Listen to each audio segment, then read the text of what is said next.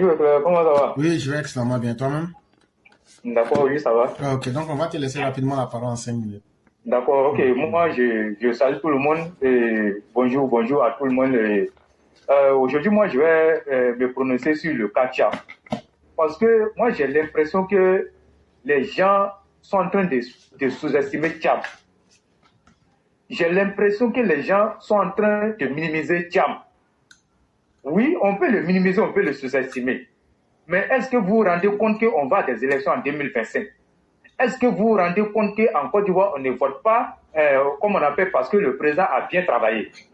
Est-ce que vous vous rendez compte qu'en Côte d'Ivoire, on ne vote pas parce que celui-là, il est compétent? Est-ce que vous vous rendez compte qu'en Côte d'Ivoire, c'est par l'ethnie, par, comme on appelle, la région, par beaucoup de choses, que souvent on vote?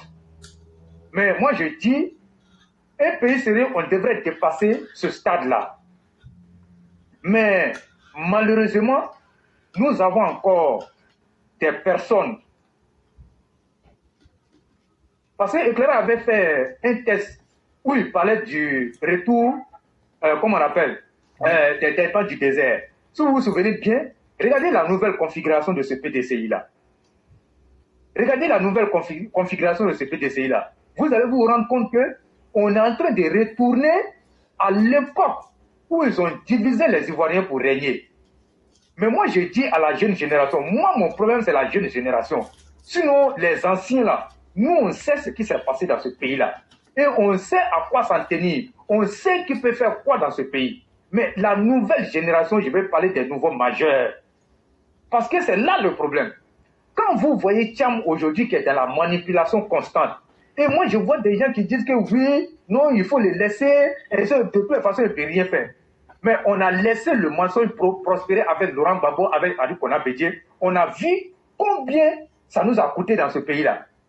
Mais est-ce que pour réparer ou bien pour faire ressortir ce mensonge-là dans l'esprit des uns et des autres, regardez comment on souffre pour faire ressortir, pour montrer aux gens que ce n'est pas vrai. Mais encore, on va venir laisser Thiam, le FIA, qui a fui la Côte d'Ivoire au premier coup comment on appelle, de fusil, après pour se retourner encore en Côte d'Ivoire, quand le président Alassane Ouattara va souffrir pour remonter la Côte d'Ivoire, et on va venir s'asseoir pour regarder Thiam, pour dire oui, Thiam, il est ceci, il est cela.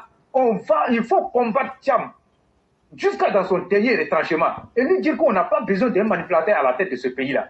Quand il est parti à Soubré, moi je l'ai dit la fois passée, tout ce qu'il allait raconter à Soubré, là, mais vous savez que c'est du mensonge. Mais et ceux qui ne connaissent pas Oufo Boyi, et ceux qui ne connaissent pas la politique, les nouveaux majeurs, et c'est à eux qui s'est adressé.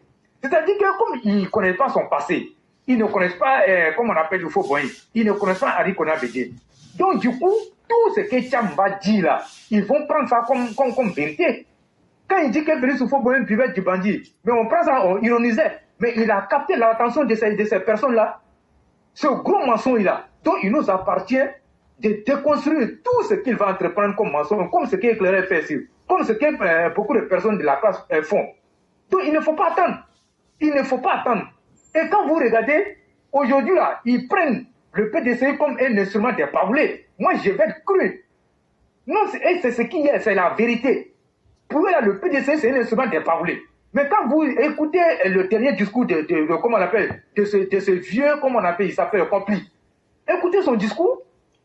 Quand on prend le PDCI comme un instrument des paoulés, on va dans les villages, on va faire jurer des vieux, on va tuer des cabris. Et moi, je dis ça ne passe pas. Le président ne peut pas souffrir avec ça et puis Thiam va venir raconter du n'importe quoi. Lui, il savait ça. Pourquoi il a fui le pays? Thiam savait ça. Pourquoi il a fui le pays? Il a fui le pays. Il n'a qu'à retourner dans son pays là. De toutes les façons, il n'a jamais aimé la Côte d'Ivoire, comme le disait Basile Dodo Kouali. Il n'a jamais aimé la Côte d'Ivoire. Il vient en Afrique. Il a toujours continué au Sénégal. Il a construit des quartiers au Sénégal. Mais venez nous montrer ce que Thiam a fait ici en Côte d'Ivoire. Venez nous montrer une de ses constructions en Côte d'Ivoire. Il n'a rien fait dans ce pays-là. C'est parce que les Ivoiriens sont tels qu'ils sont. Voilà pourquoi aujourd'hui, ce monsieur-là peut se lever aujourd'hui pour venir dire du n'importe quoi. Pendant que le président Alassane Ouattara comme on appelle, a travaillé nuit et jour. Aujourd'hui, c'est lui qui veut porter des critiques. Quand vous regardez Prédoumi Soumaïla, le vieux aîné avec son visage froissé, regardez comment il parle. Et moi, je dis, si nous n'est pas conscient qu'on va à des élections, et puis nous, on pense que, comme on appelle, c'est parce que Tcham là, il n'est rien que, ça va nous retomber sur le visage. Si on va se réveiller, réveillons-nous. Moi, je ne dis pas qu'il faut avoir peur de lui. On n'a pas peur de lui. On n'a pas peur de lui. Mais nous sommes dans le jeu politique. Aujourd'hui, vous n'êtes pas sans savoir que la communication est une arme fatale. Mais dans la communication, il y a tout. Il y a la vérité, il y a le mensonge. Mais eux, ils ont choisi de mentir aux Ivoiriens. Mais le temps où on va se rendre compte, c'est fini, on ne peut plus parler. Donc moi, je vais m'arrêter là, comme éclaireur va aller au boulot. On va revenir là-dessus. À partir d'aujourd'hui, là, chacun doit se mettre en ordre de bataille. Et moi, ce qui me réjouit, c'est que certains de nos cadres sont très conscients qu'il ne faut pas laisser ce vaurien-là attaquer le président Alassane Ouattara. Regardez dans ses débuts. Il avait peur d'attaquer le président Alassane Ouattara. Il ne le faisait pas. Mais vous avez vu, au fur et à mesure qu'on avance, il allait à Soubré, il a attaqué frontalement le président Alassane Ouattara. Mais tout ça, c'est un plan qui est bien peaufiné.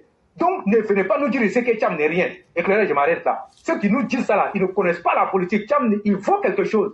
Je m'arrête là. Merci beaucoup, le roi du printemps. Et pour aller plus vite, je me souviens à cette époque-là, quand Laurent Gbagbo faisait la politique dans les années 90, les gens disaient, ah, celui-là, il ne sera jamais quelqu'un, c'est un amuseur public. Il est bon opposant, il va rester opposant. Il va rester opposant. Et un matin, on l'a vu président de la Côte d'Ivoire. Et ce qu'on craignait, on l'a vécu. On a passé par tout ce qu'il fallait être affreux. Et aujourd'hui, voilà un Bédié. C'est Bédié en version jeune qui est en train de revenir là. Imaginez la gestion des Bédiés. Une gestion tribaliste clanisée qui est faite pour que la richesse de la Côte d'Ivoire soit mise à la disposition des baoulés là. C'est ce que Thiam est en train de rechercher. Thiam même sait qu'il n'est pas baoulé. Il sait qu'il n'est pas ivoirien. Mais aujourd'hui là, il s'appuie sur les baoulés pour essayer aujourd'hui. Et donc pour convaincre ceux-là, il leur dit, je vais reprendre la Côte d'Ivoire pour donner aux baoulés. C'est ça le vrai message que Thiam tient. Et c'est un message qu'il ne faut pas sous-estimer. Et c'est extrêmement dangereux. Mais c'est sa manière de communiquer. Et si nous ne faisons attention, ne le négligeons pas. Et je ne peux pas dire que les autres ne communiquent pas sur Tidjane Thiam. Mais est-ce qu'il y a une plateforme qui communique sur Tidjane Thiam plus que la plateforme Éclaireur Pro Vérité? Il n'y en a pas. Ça va faire pratiquement 2 semaines. Chaque jour, je sors ici pour parler. Mais les gens ne voient pas la menace. Les gens ne comprennent pas. On met tout ce qu'il faut. Mais est-ce que les militants prennent ces armes-là pour essayer de les répandre? Les gens pensent que non, c'est quelque chose qu'on fait de façon anodine. Mais nous, on aura fait ce qu'on peut. Et on continuera de faire ce qu'on peut. Mais on ne jouera pas le rôle du parti.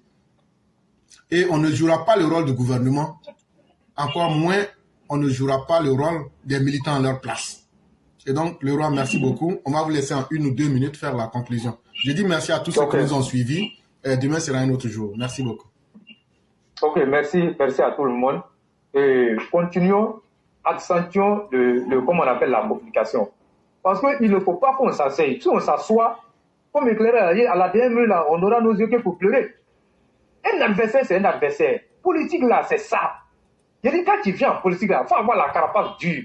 On va, non, si on s'amuse là, vous allez voir, qu'est-ce que le président Alassane Ouattara n'a pas vécu ici? Il a trop vécu ici, mais il a failli que le président Alassane Ouattara ait une carapace très dure pour tenir. Et puis aussi les militants qui l'ont suivi. Donc aujourd'hui là, on ne va pas permettre. Moi je dis à chacun, les réveillons-nous et allons-y au combat. On a peur de rien, on a peur de personne. Cela ne peut pas nous effrayer dans ce pays-là. Mais le mensonge là, quand il est trop répété, devient une vérité. Mais le temps que vous allez chercher à casser ce mensonge-là, vous ne pouvez plus. Et c'est dans ça qu'on est aujourd'hui. Éclairé, merci beaucoup à toi. Merci à tous ces vaillants communicants-là qui communiquent dans ce sens-là. Il ne faut pas laisser. Le président Alassane Ouattara ne mérite pas ça. Il ne mérite pas que quelqu'un vienne lui dire que c'est un menteur. Il ne mérite pas ça. Il ne mérite, je le répète, il ne mérite pas ça. Regardez où il a mis le pays. Il y a des coins là, on ne pouvait même pas imaginer qu'on pourrait construire une route là-bas. Il est venu, il a fait une route là-bas.